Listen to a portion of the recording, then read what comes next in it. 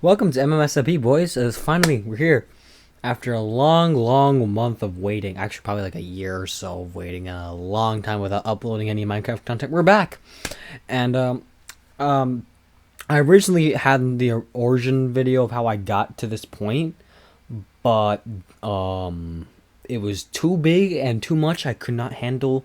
Plus, there wasn't that many funny moments to warrant a full video on it. So I'm just gonna include some funny moments of when we were chilling at the base area. So hope you guys enjoyed. If you did, please leave a like and subscribe. This is probably just gonna be a story time video, so just chill, get some popcorn, get some food, and just chill. I don't have any other plans for the video, so catch y'all later. Dude, what the frick is the point of a poisonous potato? Poisonous potatoes are the one true useless item in Minecraft. Yeah, like, what are you gonna do? There's actually no use for it. Yeah, there literally is no use for it. And they said that they have no intention of deleting it anytime soon. Yeah, that's a joke. It's not practical at all.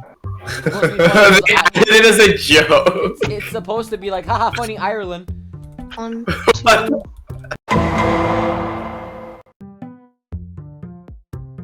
Have I told you guys about the time? I did not finish the house. Have I told you guys about the time that my mom freaking stopped my uncle from getting shot with a shotgun? Did I ever tell you guys about that? What? I'm pretty sure I've told Lily. I'm pretty sure I've told Lily. But basically, the story goes that my mom's brother, she was out at a party because it's freaking Latinos. That's what they do. It's their shit, and it's concerning. And he was out at a party. He was like 15, and he was out with his party. He was out freaking flirting with girls, doing all whatever the frick men did in the 1980s. And around that time, why is he speaking Latin? Okay. Why are you speaking Latin? Oh, he said she said language. Okay, and during that party, there was this guy that was drunk, and he had a shotgun at his house because he was the guy that was hosting the party, and his parents weren't home. And the guy with the shotgun, he was drunk, and my mom's brother managed to piss him off. And he picked up the shotgun, and everyone in the party started freaking fleeing, right? Because they didn't want to get shot. So then one of my mom's friends got in her car, like in their car, because that friend was at the party with my mom's brother, and he came back to my mom's house to tell her, hey, this is happening. You might want to come with. And my mom was like, sure. And she didn't tell my mom's mom, which is my grandma, because if she did, she'd probably have a heart attack. So she goes over there and she just finds my freaking uncle about just like point blank shooting range, about to get freaking shotted like a melody by this guy with a shotgun. I don't like that. I don't like the shotty by the melody. And instead of like what a normal person would do and run away or call the police, she instead runs up to the guy, knees him in the gut, and right before he shoots, she freaking takes the shotgun out of his hands. It is one of the most badass things I have ever heard in my entire life. Your mother did that? Yes, my mom did that. She was around. My mom was around 17 at the time. It was freaking like for her. She said, I don't remember why I did it. Like, of course I did it because my brother was in danger, but I don't know how, like when my legs started moving, and by the time that I realized it, the guy was just on the floor, writhing in pain. And I'm like, so what did you do with the shotgun? She's like, oh, I just dropped it on the ground and ran. And then my brother got in the car with us, and we went back home, and we never told our mom. I'm like, you didn't tell my grandma that you had an encounter with death? And then she said, I think she knows that I've had multiple encounters with death, considering what we go through at home. And then I was true. Oh, it's off center. True. Oh, it's off center. But that's not the only time that she's had like a close encounter with death because of a gun. Because it happened again to my grandpa, because my grandpa's brother was drunk, and he had a Glock. He got a Glock in his rock. Yeah, he did. He had a Glock in his car, and he came back because he threatened my grandpa to kill him with the gun because my grandpa said, all right, you're not getting more booze because you're freaking drunk. So what my mom did was, again, right before he got shot, she just freaking kneed his arm so that the shot freaking like hit through the roof. And like, sure, it shot the roof and people called the police after because it was loud. But at least she saved my grandpa's life. Yes, the noise complaint. Yeah, and we had a little bit of a noise complaint here. And looking back at it now, I don't know if that was a wise decision. Because, sure, that's her dad, but at the same time, my grandpa was not the greatest person. Because when he was drunk, he would hurt my grandma in bad ways, like close to killing her. So it was like, my mom did it. My mom did it out of respect because she was her son.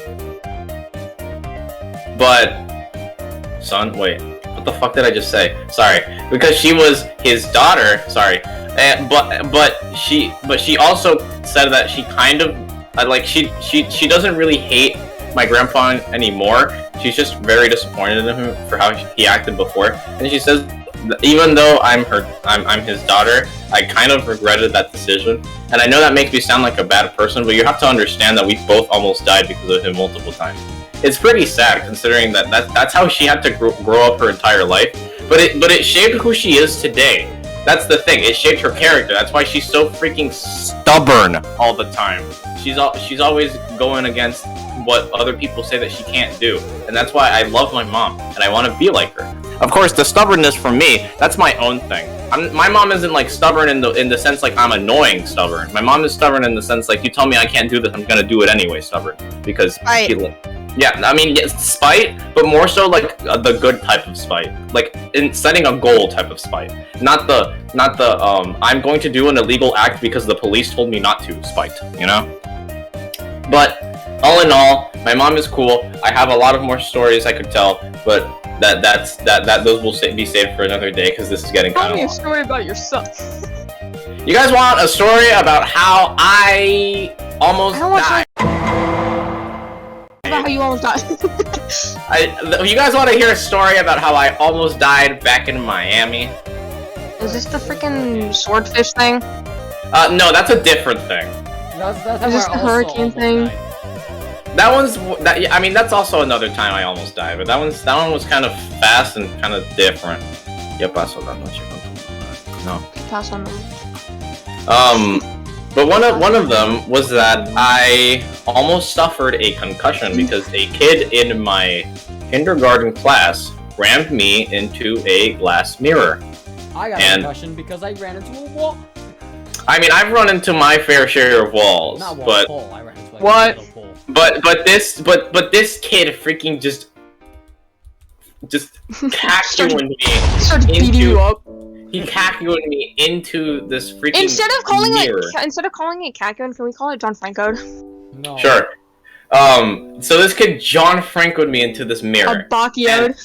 So this kid Abaki Kakyo John Franco'd me into this mirror. Good. And it hurt like hell, right? And Good. and then for the next thing I know, I'm in a freaking hospital bed, unable to move because apparently I was in a coma for 3 days, and I was You died. It's so weird being in a knocked out state. Because I know, I and it's happened more than once. The one time I had a seizure, I was stuck not being able to move for a month. I had to learn how to walk again. It was horrible. Reason, what's it like being in a coma? Okay, it's like that. Like nothing happens. You just wake up. Yeah, like you close your eyes, you open them again, and then suddenly a bunch of time passes. Hey, Everism. Like I Wow. passed out So once it's just and I like was on the taking floor. a nap? What's it like Yeah, no, it's like being... blinking. Like, Yeah, it's like no, it's not even like taking a nap because like with a nap you know what happened. Like you know that you took a nap, but like you blink and suddenly it's like blinking. yes, but this like when you were in a coma, right? And you blink and suddenly you teleported or something. It's terrifying. What the frick, Enderman? Yeah, Yeah. it's scary. It's a very weird experience because What's it like most of having the stories epilepsy? I have are stories of how I almost died, which is kind of concerning. What's it like having epilepsy and being allergic to peanut butter? People keep telling me that they feel bad for me because I can't actually try peanut butter, and I don't know what it actually tastes like. So. Yes, you do. I mean, I do. I remember the taste vividly, and I don't want to. But I don't know. I guess the only reason I don't like peanut butter, I'm pretty sure, is because I know that if I take it, I will die. Well, it's not something worth risking your life for. Is all I'll say. Yeah.